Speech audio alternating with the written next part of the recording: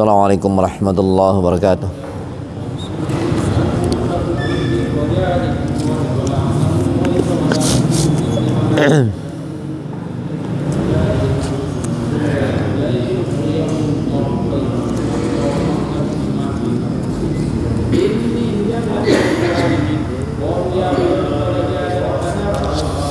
An Abi Hurairah radhiyallahu anhu qala ya Rasulullah ayyus sadaqah afdal qala juhdul mukilli wabda biman ta'ul.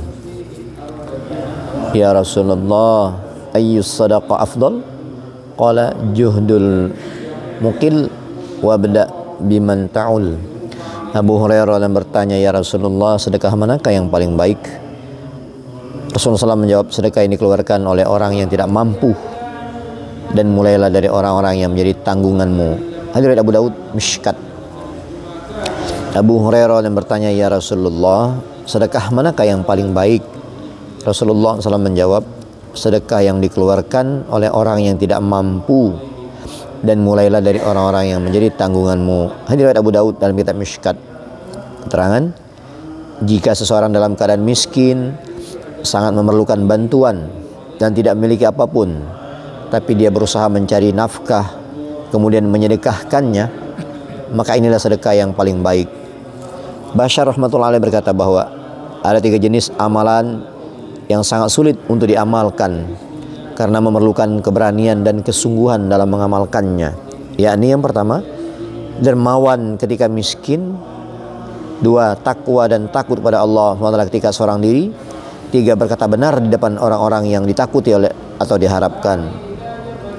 Bashar berkata bahwa 3 jenis amalan yang sulit untuk diamalkan karena memerlukan keberanian dan kesungguhan di dalam mengamalkannya: dermawan ketika miskin, takwa dan takut kepada Allah SWT ketika seorang diri; yang ketiga, yang ketiga, berkata benar di depan orang-orang yang ditakuti atau orang yang diharapkan. Ihtob, maksudnya adalah ketika kita memiliki keperluan kepadanya dan berkata yang hak, dikhawatirkan ia tidak akan memberikan sesuatu yang kita perlukan atau bahkan akan merugikan kita.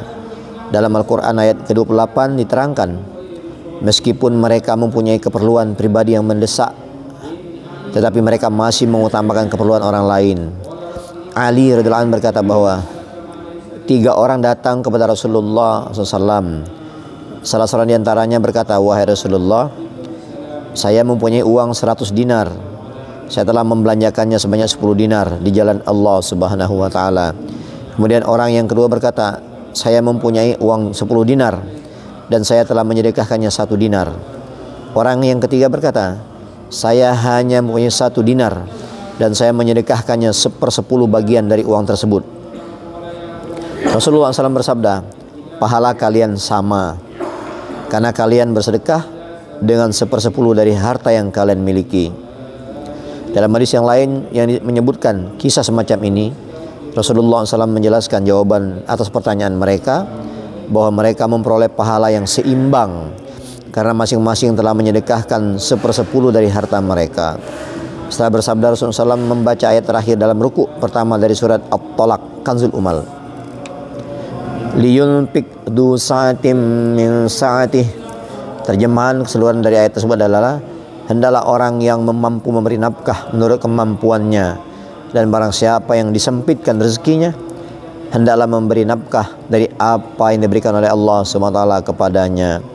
Allah SWT tidak membebani seseorang melainkan sekadar kemampuan yang diberikan Allah SWT kepadanya. Kelak Allah SWT akan memberi kelapangan sesudah kesempitan. Quran Surah At-Talaq ayat 7. Allamah Suyuti rahmatullah dalam kitab Durrul Mansur telah memberi keterangan tentang ayat ini, yaitu sebuah kisah mengenai sahabat sebagaimana yang telah diriwayatkan oleh Ali radhiyallahu anhu.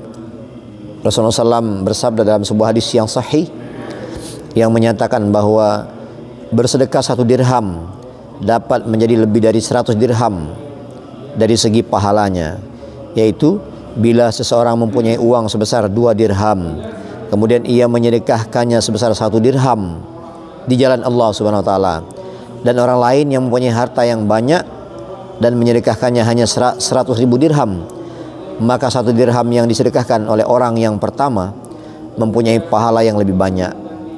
Al-Allāmah Suyuti rahimahullah juga telah meriwayatkan hadis dari Abu Dzar radhiyallahu anhu dan Abu Hurairah radhiyallahu anhu dalam kitabnya Jami'us Shaghir, yang juga menyatakan kesahihannya bahwa usaha seseorang yang tidak memiliki apa-apa untuk bersedekah adalah seperti seseorang yang mempunyai 2 dirham, lalu ia menyedekahkan darinya 1 dirham.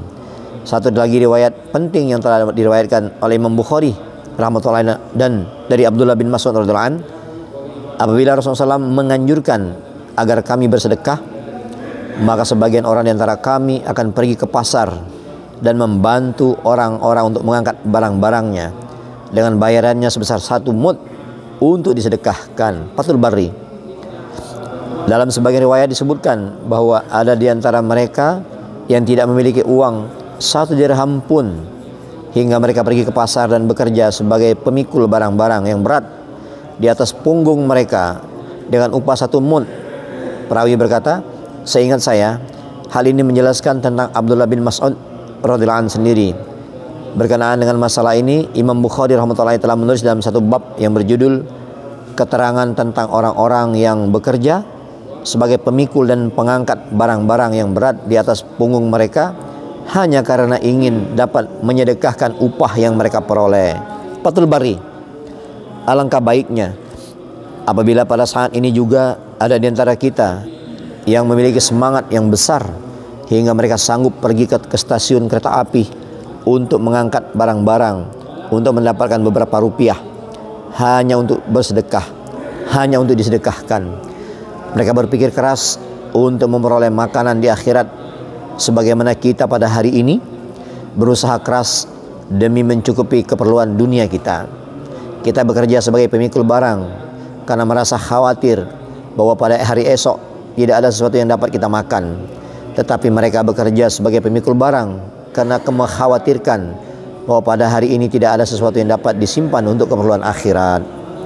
Pada zaman permulaan Islam, orang-orang munafik telah selalu mengejek orang-orang yang berusaha keras menyedekahkan pendapatan mereka yang sedikit, sehingga Allah SWT menyatakan kemurkaannya terhadap orang-orang munafik itu dalam firman-Nya. Bismillahirrahmanirrahim. Alladzina yalmizunal mutawwi'in minal mu'minin fis shadaqat walladzina la yajiduna lillahi juhdahum fasayakhuruna minhum sakhirallahu minhum walahum adabun alim. Orang-orang yang munafik, orang-orang munafik yang mencela sebagian orang-orang yang beriman mengenai sedekah-sedekah yang mereka berikan dengan sukarela, dan mencela orang-orang yang tidak dapat memiliki apa-apa yang disedekahkan kecuali sedikit sekedar kemampuan, serta mereka mengejeknya.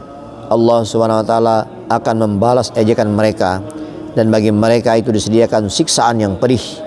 Quran surah At-Taubah ayat 79.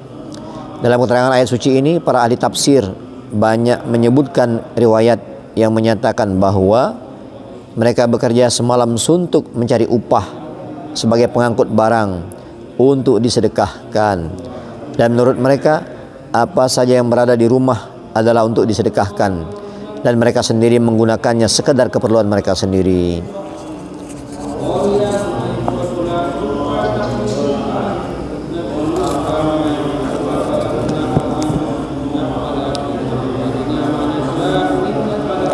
Al-Iyas Al-Ansari radhiyallahu anhu rafa'ahu qol inna la ilaha illallah kalimatun 'ala Allahi karimah laha 'inda Allahi makan wa hiya kalimatum man qalaha shadiqan adkhalahu Allahu bihal jannah wa man qalaha kadiban haqanat damahu wa ahrazatu malahu wa laqiyallaha ghadan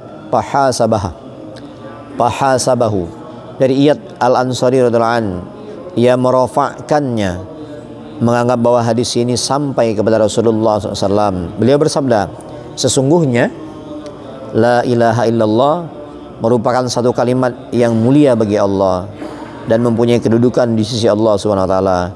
Ia adalah satu kalimat yang barang siapa mengucapkannya dengan jujur, Allah SWT akan memasukkannya ke dalam surga dengan sebab kalimat itu, barang siapa mengucapkannya dalam keadaan dengan berdusta, bukan dari hatinya, kalimat itu akan melindunginya dari darahnya dan menjaga hartanya.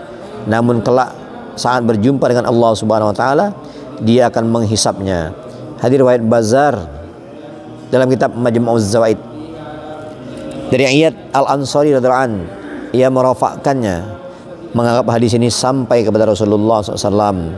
Beliau bersabda, sesungguhnya la ilaha illallah merupakan satu kalimat yang mulia bagi Allah Subhanahu wa taala dan mempunyai kedudukan di sisi Allah Subhanahu wa taala.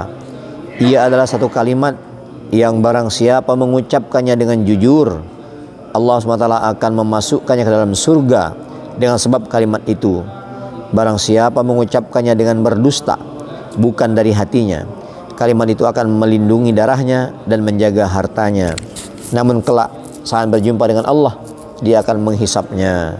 Bazar dalam kitab Majmu'uz Zawaid. Keterangan kalimat itu akan melindungi darah dan menjaga hartanya, maksudnya adalah seseorang yang berdusta dalam syahadatnya, ia akan tetap dianggap muslim, sehingga oleh pemerintahan Islam ia tetap akan dilindungi dan mendapatkan hak-haknya sebagai seorang muslim.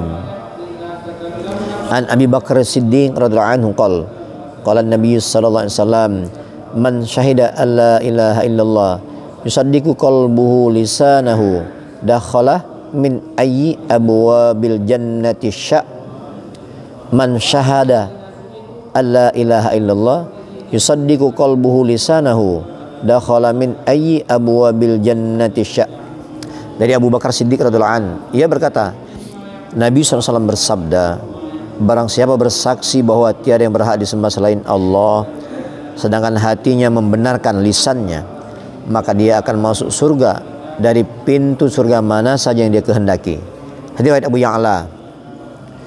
Dari Abu Bakar Siddiq radhiyallahu anhu, ia berkata, Nabi SAW bersabda, barang siapa bersaksi bahwa tiada yang berhak disembah selain Allah, sedangkan hatinya membenarkan lisannya, maka dia akan masuk surga dari pintu surga mana saja yang dia kehendaki. Hadis riwayat Abu Ya'la. Man an Abi Musa radhiyallahu anhu qala Nabi sallallahu alaihi wasallam, abashiru wa bashiru man wara'akum annahu man syahida alla ilaha illallah shadiqan biha dakhalal jannah. Dari Abu Musa radhiyallahu anhu, ia berkata, Nabi SAW bersabda, bergembiralah dan berikanlah kabar gembira kepada orang-orang sesudah kalian. Barang siapa bersaksi bahwa tiada yang berhak disembah selain Allah dengan sepenuh hati terhadapnya, niscaya dia akan masuk surga. Hadis riwayat Ahmad dan Tabrani dalam kitab Al-Mu'jamul Khabir. Dari Abu Musa radhiyallahu anhu berkata, Nabi SAW bersabda, bergembiralah dan berikanlah kabar gembira kepada orang-orang sesudah kalian. Barang siapa bersaksi bahwa tiada yang berhak disembah selain Allah dengan sepenuh hati terhadapnya, niscaya dia akan masuk surga. Hadis riwayat Ahmad dan Tabrani dalam kitab Al-Mu'jamul Khabir. An Abi Darda radhiyallahu anhu qala Rasulullah sallallahu alaihi wasallam, man syahida alla ilaha illallah wa anna Muhammadan abduhu wa rasuluh mukhlishan dakhalal jannah. Dari Abu Darda radhiyallahu anhu berkata, Rasulullah SAW bersabda, barang siapa bersaksi dengan hati yang tulus bahwa tiada yang berhak disembah selain Allah dan Muhammad adalah hamba dan utusannya, niscaya dia akan masuk surga. Dari Abu Darda radhiyallahu anhu berkata, Rasulullah SAW bersabda, barang siapa bersaksi dengan hati yang tulus bahwa tiada yang berhak disembah selain Allah dan Muhammad adalah utusan, hamba dan utusannya, niscaya dia akan masuk surga. Hadis riwayat dalam kitab Majma'ul Bahrin fi Zawaidil Mujma'in.